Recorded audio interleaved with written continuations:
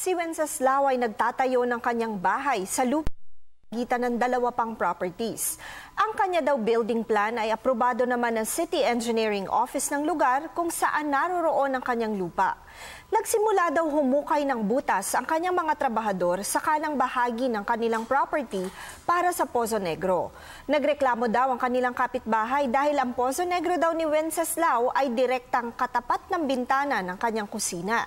Itinatanong ni Wenceslao kung may karapatan daw ba ang kanyang kapitbahay na ipahinto ang paghuhukay sa sarili niyang property.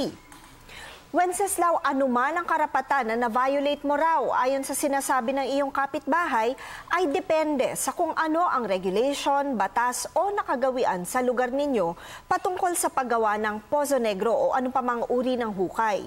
Ayon nga sa Article 678 ng Civil Code, walang sino man ang maaaring maghukay o gumawa ng aqueduct, balon, Pozo Negro, furnace, forge, chimney, quadra, lagyan ng corrosive substances, makinarya o factory man dahil sa nature nito o dahil sa ang produkto nito ay mapanganib o noxious. Ito ay dapat kung walang pagsunod na panuntunan ng distansya na isinasaad sa isang regulasyon o kagawian o custom ng isang lugar at kung walang protective works ng ayon sa ipinapasya ng batas.